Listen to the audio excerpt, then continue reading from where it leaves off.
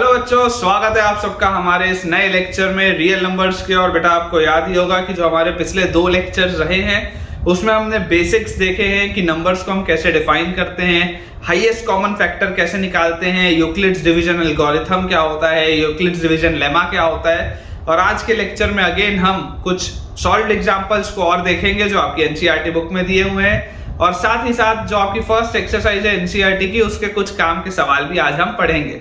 तो चलिए without wasting any time चलते हैं अपने आज के लेक्चर की तरफ। हमें बोला जा रहा है कि कोई भी पॉजिटिव ऑड इंटीजर जो अभी तक 2q + 1 के फॉर्म का था, अब वो या तो 4q + 1 या 4q + 3 के फॉर्म का होगा। कोई दिक्कत नहीं है। अप्रोच बच्चों बिल्कुल स्टैंडर्ड अप्रोच है, अप्रोच हमारा वही रहेगा। मैं आपको बोलूंगा दोबारा से कि आप किसी भी एक पॉजिटिव इंटीजर को a मान के आगे बढ़े। तो आप मान लीजिए late a be some positive integer, let a be some positive integer and let b की वैल्यू अब आप 4 मानिए। देखिए यहां पर आपको 4 के साथ दिख रहा है ना, तो let b = 4 and let b = 4। तो therefore by Euclid's division lemma, again बोल रहा हूं आपको पूरा लिखना है फुल फॉर्म में। therefore by Euclid's division lemma हम क्या बोल सकते हैं, a will be equal to bq plus r where 0 is less than equal to r is less than divisor। ये आपको कंडीशन पता ही है कि रिमाइंडर हमेशा डिवाइजर से छोटा होता है। तो जैसे ही बच्चों ये हम चीज लिखेंगे तो यहां से आपको दिख जाएगा a will be equal to 4q plus r where 0 is less than equal to remainder is less than 4। ये चीज आ गई अपने पास। अब क्योंकि रिमाइंडर एक होल नंबर होता है, also remainder is a whole number, also remainder is a whole number, also remainder is a whole number। तो क्योंकि बच्चों रिमाइंडर एक होल नंबर होता है तो therefore आप r की वैल्यू क्या बोलेंगे, r की वैल्यू हो पाएगी 0 1 2 या 3। ये 4 वैल्यूज हो पाएंगी r की। 0 हो सकता है, 1 हो सकता है, 2 हो सकता है, 3 हो सकता है। 0 से 4 के बीच में 4 होल नंबर आएंगे ना। 0 पर देखो इक्वालिटी है, 0 पर बेटा आपके पास इक्वालिटी है, तो 0 से लेकर 4 तक आपके पास 4 आ जाएंगे, 0 1 2 and 3। तो therefore a will be 4q or 4q plus 1। therefore a will be equal to 4q or a will be equal to 4q plus 1 or a will be equal to 4q plus 2 or a will be equal to 4q plus 3। यही आपके पास 4 possibilities होंगी। जैसे जैसे आप r की values रखोगे उठा के, ये आपके पास 4 पॉसिबिलिटी आएंगी। अब क्लियरली बच्चों आपको दिखाई दे रहा है कि यार ये इवन होगा, this will be of the form even form. ये इवन फॉर्म में होगा, क्यों? क्योंकि ये 2 से डिवाइड हो रहा है। इसको भी अगर आप ध्यान से देखोगे 4q + 2 जो लिखा हुआ है, क्या मैं 4q + 2 को 2 कॉमन लेके 2q + 1 लिख सकता हूं? देखो ये भी 2 से डिवाइड हो रहा है, ये भी इवन के फॉर्म का होगा। ये भी बच्चों देखो 2 से डिवाइड हो रहा है, ये भी इवन के फॉर्म का होगा। तो अगर ये एक इवन का फॉर्म है, ये एक इवन का फॉर्म है, क्योंकि ये बेटा आपके पास क्या हो रहे हैं, 2 से डिवाइड हो रहे हैं, तो क्लियरली आप बोल सकते हो कि this positive odd integer form, ये जो आपके पास आएगा this will be the form of odd integer. कोई भी पॉजिटिव ऑड इंटीजर इस फॉर्म का होगा 4q + 1, या आप बोल सकते हैं इसको भी ऑड इंटीजर के फॉर्म का, इसको भी बच्चों अपन ऑड इंटीजर के फॉर्म का बोल सकते हैं 4q + 3 को। ठीक है ना। तो यही तो हमको प्रूफ करना था, show that every positive odd integer is of the form 4q + 1 और 4q + 3, 4q + 1 और 4q + 3 यही ऑड इंटीजर्स के फॉर्म होंगे, क्योंकि 4q और 4q + 2 तो इवन इंटीजर्स के फॉर्म हो रहे। ठीक है, तो ये चीज भी अपने को बढ़िया से समझ में आनी चाहिए। चलिए, बहुत छोटे छोटे से बेटा पॉइंट्स हैं। एक अगला सवाल और है मेरे पास सॉल्व्ड एग्जांपल का, मैं आपको वो भी करा देता हूं। अपने को बोला जा रहा है कि एक मिठाई दुकान में 420 काजू की बर्फियां हैं, 130 बादाम की बर्फियां हैं, और जिनकी भी वो दुकान है उन्हें उसे स्टैक बनाना है। स्टैक बनाना है मतलब ऐसे एक के ऊपर एक के ऊपर एक के ऊपर एक के ऊपर एक, ऐसा बनाते हैं ना मिठाई का, ऐसा इस तरीके से स्टैक्स आपको बनाने। ठीक है, तो आपको बोला जा रहा है कि कैसे वो इस तरीके से कर सकती है जिसमें कि हर स्टैक में सेम मिठाइयां हो। तो हर स्टैक में अगर सेम मिठाइयां आपको चाहिए तो बेसिकली ये हाईएस्ट कॉमन फैक्टर का सवाल है। आप इमेजिन करिए कि अगर आपके पास 5 काजू की बर्फी हो और 3 बादाम की बर्फी हो। इमेजिन करें अगर आपके पास छोटा, देखो कभी भी जब बड़ा नंबर मिलता है ना, तो बड़े नंबर को आप हमेशा छोटे नंबर से लेके देखें। जैसे अगर मान लिया आपके पास 6 काजू की बर्फी है, 6 काजू बर्फी है, और 4 आपके पास मान लीजिए बादाम बर्फी, 4 आपके पास मान लीजिए बादाम बर्फी, और आपको बोला जा रहा है कि आपको इसको स्टैक बनाना है। तो आप इसको कैसे स्टैक बनाएंगे, मैं आपको बोलूंगा बहुत सिंपल सी बात है कि आप दो दो का काजू बर्फी का स्टैक बना दो और दो दो का बादाम बर्फी का स्टैक बना दो। तो ये भी देखो 6 मिठाइयां आ गई दो के स्टैक में, ये भी 4 मिठाइयां आ गई दो के स्टैक में। तो सारे स्टैक्स आपके पास बन गए सेम हाइट के, सारे के सारे स्टैक्स आपके पास बन गए, सारे स्टैक सेम होने चाहिए, सेम नंबर होने चाहिए सब में। तो बेसिकली मैंने इसमें किया क्या, मैंने इनका हाईएस्ट कॉमन फैक्टर निकाला। 6 और 4 का हाईएस्ट कॉमन फैक्टर 2 होता है, तो मैंने उसका हाईएस्ट कॉमन फैक्टर बनाया और उसके हिसाब से स्टैक कर दिया। बहुत ऑब्वियस सी बात है। कभी भी जब बड़े नंबर्स हो आप उसको छोटे नंबर्स में कन्वर्ट करें और फिर देखें, बहुत आसानी से आपसे बेटा सवाल समझ में आएगा। तो क्लियरली इस क्वेश्चन में है ना, क्लियरली बेटा इस क्वेश्चन में हमें हाईएस्ट कॉमन फैक्टर निकालना है। तो clearly we have to find the highest common factor, clearly we have to find the highest common factor of 420 and 130 in order to stack the burfies, आपको बर्फीज का stack बनाने के लिए करना पड़ेगा। अब जैसे ही बेटा आप इसका हाईएस्ट कॉमन फैक्टर निकालेंगे तो देखिए 420 है ना, और आप लिख लो, मान लो ये 3 नंबर का सवाल है, तो 3 नंबर के सवाल के लिए आप थोड़ी और मेहनत करो। कैसे इसको लिखोगे, तो HCF of A and B अगर आपको निकालना हो तो बाय यूक्लिड्स डिवीजन लेमा, पूरा आप लिखेंगे, पूरा फुल फॉर्म में, by Euclid's division lemma A will be equal to BQ plus R where 0 is less than equal to R is less than divisor, ठीक है। और A और B आपके पॉजिटिव इंटीजर्स होते हैं, और इस केस में B जो आता है that is your highest common factor, है ना। जब तक रिमाइंडर 0 नहीं आता तब तक ये प्रोसेस आपको करना है। तो यहां से आपको दिखाई दे रहा है कि अगर आप A को 420 लेते हो और B को अगर आप 130 लेते हो तो 130 into 3 कितना होता है बेटा, 390, ठीक है। 390 के बाद आप देखेंगे तो 30 एक्स्ट्रा आएगा, तो ये रिमाइंडर आ गया आपके पास। इसको आप इस तरीके से भी लिख सकते हो 420 130, तो यहाँ पे 3 से आप करोगे तो 390 आएगा, सब्ट्रैक्ट करोगे तो 30 बचेगा, ठीक है।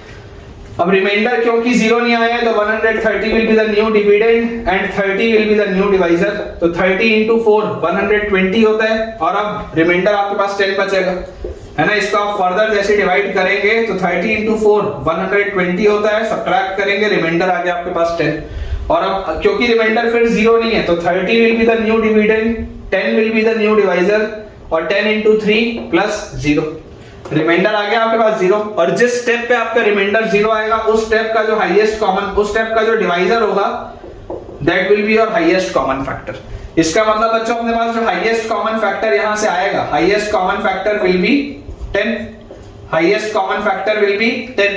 मतलब इनको जो मिठाइयां बनानी है, इनको जो मिठाइयों के स्टैक बनाने हैं, हर स्टैक में 10-10 मिठाइयां होनी चाहिए, ठीक है ना। मतलब आप समझो जैसे 420 और 130 है तो 420 मिठाइयां जो हैं, 420 मिठाइयां कैसे जो स्टैक आप बनाना चालू करोगे, ऐसे जब आप इनके स्टैक बनाना चालू करोगे तो टोटल 42 स्टैक बनेंगे, समझ पा रहे हो आप। ऐसे स्टैक्स आप बनाना चालू करोगे 10-10 मिठाइयों के, तो ये जो 420 काजू बर्फी है इसके टोटल 42 स्टैक बनेंगे, और ये जो 130 बादाम बर्फी है इसके बेटा टोटल 13 स्टैक्स आपके पास बन जाएंगे, ठीक है ना। इस तरीके से टोटल इसके 13 स्टैक्स आपके पास बन जाएंगे।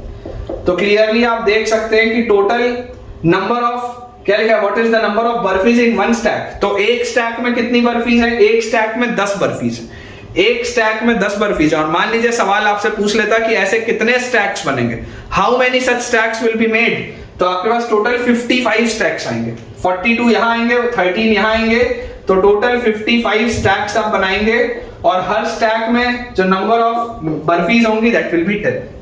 आई होप आपको मैंने बहुत बढ़िया तरीके से ये एक्सप्लेन किया है और आपको काफी अच्छे से बेटा ये समझ में भी आया होगा, ठीक है। अगर अभी तक का सारा चीज क्रिस्टल क्लियर है तो एक बार वीडियो को जरूर थम्स अप आप करके दिखाएं। सो बेटा इसके बाद अगर हम अब देखें जो बेसिक हमने अभी तक थ्योरी पढ़ी है, तो इसके बाद एक्सरसाइज 1.1 अगर आप देखेंगे तो एक्सरसाइज 1.1 में बेटा बहुत आसानी से क्वेश्चन नंबर 1, क्वेश्चन नंबर 2 और क्वेश्चन नंबर 3 आपसे बन जाएगा, ठीक है। 1, 2 और 3 में जो कंसेप्ट यूज हो रहे हैं वो कंसेप्ट मैंने आपको ऑलरेडी पढ़ा दिए हैं, तो 1, 2, 3 आपसे खुद से बन जाना चाहिए। अगर आपको कोई भी उसमें डाउट रहता है मान लीजिए 1, 2 और 3 में, तो आप बिल्कुल कमेंट सेक्शन में मुझसे पूछ सकते हैं। क्वेश्चन नंबर 4 और क्वेश्चन नंबर 5 जो है बेटा वो थोड़ा सा डिफरेंट है एक्सरसाइज 1.1 का, तो मैं आपको क्वेश्चन नंबर 4 और 5 करवा देता हूं। क्वेश्चन नंबर 4 मेरे ख्याल से बच्चा उसमें जो दिया हुआ है अपने पास, उसमें लिखा हुआ है use Euclid's division lemma, use Euclid's division lemma to show that use Euclid's division lemma to show that the square of any positive integer, to show that the square of any positive integer, to show that the square of any positive integer, use Euclid division lemma to show that the square of any positive integer is either of the form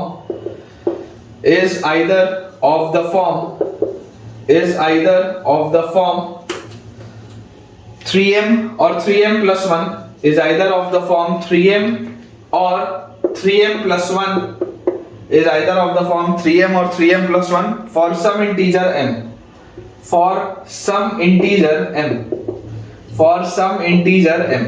ये अपने पास बच्चों सवाल दिए, ठीक है। आपको बोला जा रहा है कि use Euclid's division lemma to show that the square of any positive integer, किसी भी पॉजिटिव इंटीजर का जो स्क्वायर होगा that will be of the form 3m या 3m plus 1। चलिए देखते हैं। तो देखिए इसका मैं एक बहुत इंपॉर्टेंट इसमें एक कंसेप्ट है वो भी आपको सिखाऊंगा। आप कोई भी एक पॉजिटिव इंटीजर मान लीजिए a, है ना, consider a as a positive integer, consider a as a positive integer.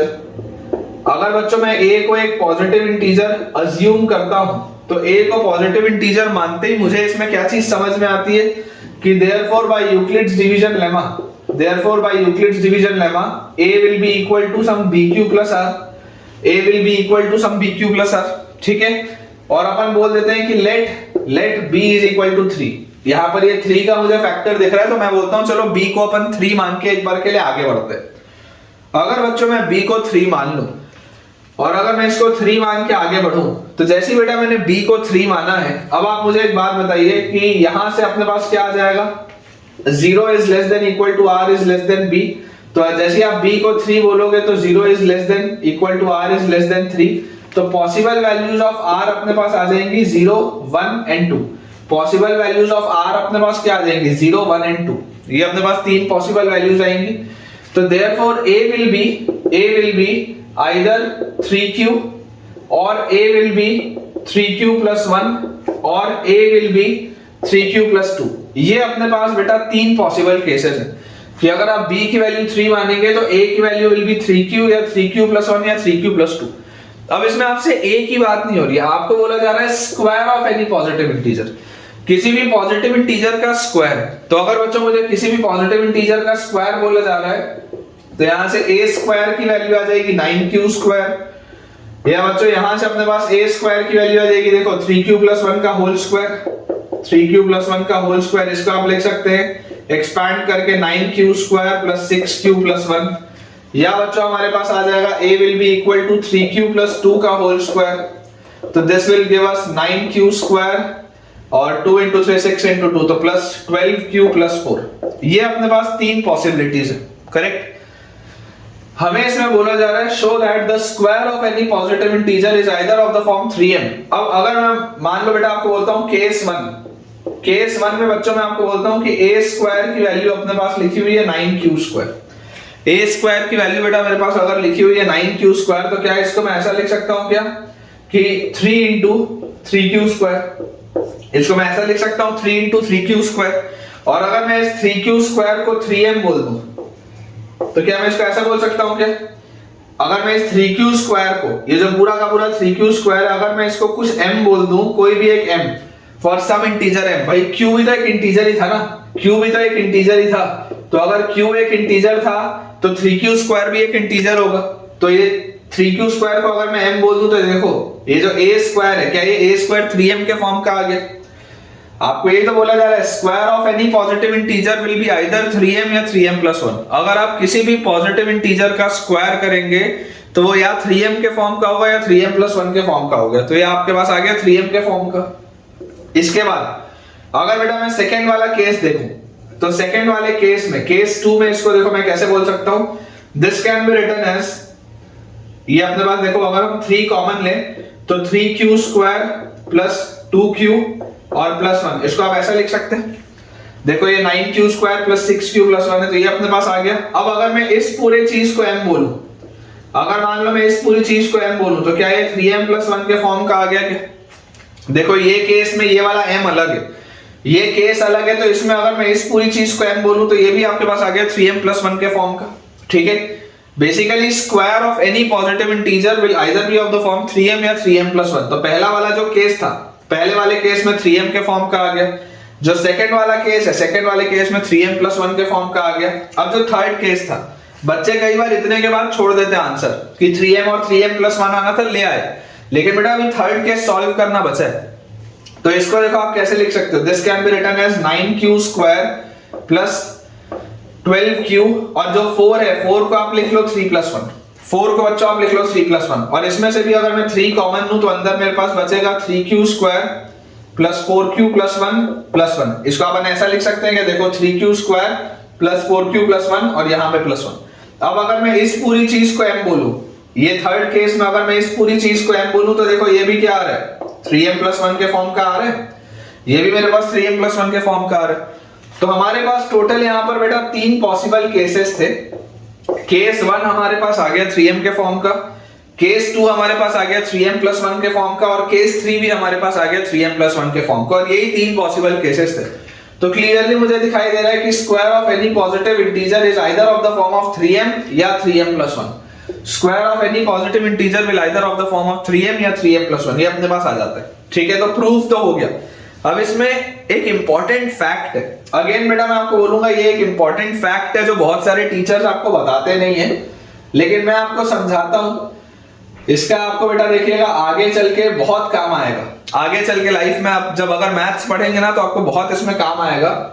आप ऑब्जर्व करिए, आप बच्चों ऑब्जर्व करिए कि यहाँ पे हमारे पास मान लीजिए अगर मैं परफेक्ट स्क्वायर्स की बात करूं, तो 1 का स्क्वायर होता है 1, 2 का स्क्वायर होता है 4, 3 का अपने पास स्क्वायर आ जाता है 9, फिर 4 का अपने पास स्क्वायर आ जाता है 16, 5 का स्क्वायर अपने पास आ जाता है 25, 6 का स्क्वायर हम लिख सकते हैं 36, उसके बाद 7 का बच्चों स्क्वायर हमारे पास आ जाएगा 49। चलो मैं आपको इतने के लिए करके दिखा देता हूँ, चाहे तो आप बहुत सारे किसी भी नंबर के लिए कर सकते हैं, लेकिन मैं आपको इसके लिए दिखा देता हूँ। क्या इस 1 को मैं लिख सकता हूँ क्या 3 into 0 plus 1? क्या मैं इस 4 को लिख सकता हूँ क्या ऐसे 4 can be written as 3 into 1 plus 1? क्या इस 9 को मैं 3 into 3 लिख सकता हूँ? क्या इस 16 को मैं लिख सकता हूँ क्या 3 into 5 plus 1? 25 को क्या मैं 3 into 8 plus 1? 36 को क्या मैं 3 into 12? 49 को क्या मैं 3 into 16 plus 1? तो क्लियरली आपको दिख रहा है कि आप किसी भी नंबर का अगर स्क्वायर देखेंगे, अगर बच्चों आप किसी भी नंबर का स्क्वायर देखेंगे, तो या तो वो 3m plus 1 के फॉर्म का होगा, देख लो 3m plus 1 के फॉर्म का होगा, ये सारे के सारे numbers are of the form 3m plus 1, या तो वो 3m plus 1 के फॉर्म का होगा, या it will be of the form 3m, या it will be of the form 3m। तो या तो 3m के फॉर्म का होगा या तो 3m plus 1 के फॉर्म का होगा। This is a very important concept, ये हमको याद होना चाहिए। इसका कहां यूज आ जाए वी नेवर नो, लेकिन क्योंकि हमारी एनसीईआरटी में दिया हुआ है तो मैंने आपको ये प्रूफ करके भी बता दिया, और इसके बाद मैंने आपको ये अप्लाई करके भी दिखा दिया। आप किसी भी नंबर के स्क्वायर की बात कर सकते हैं। देखिए 7 स्क्वायर के बाद अगर मैं बात करूं 8 स्क्वायर, 9 स्क्वायर, 10 स्क्वायर, 10 स्क्वायर के बाद 11 स्क्वायर, आप किसी की भी बात करें। देखो 9 स्क्वायर है 81, ठीक है 9 स्क्वायर है 81, तो 81 को भी आप लिख सकते हैं कि 81 can be written as 3 into 27 है ना। 8 स्क्वायर सॉरी 8 स्क्वायर है, 8 स्क्वायर विल बी 64, तो 64 को हम यहाँ पे लिख सकते हैं 3 into, यहाँ 63 होता है तो 21 plus 1, फिर यहाँ पर 9 स्क्वायर विल बी 81, तो इसको मैं लिखता 3 into 27, फिर 10 स्क्वायर होता 100, तो इसको अपन देखो लिख सकते थे 100 को 3 into 33 plus 1, फिर 11 स्क्वायर होता 121, तो इसको हम लिख सकते थे 3 into 40 plus 1। तो आइदर वो 3m के फॉर्म का होगा या वो 3m plus 1 के फॉर्म का होगा। बहुत इंपॉर्टेंट रिजल्ट है और मेरे हिसाब से आपको बेटा ये नोट करना चाहिए।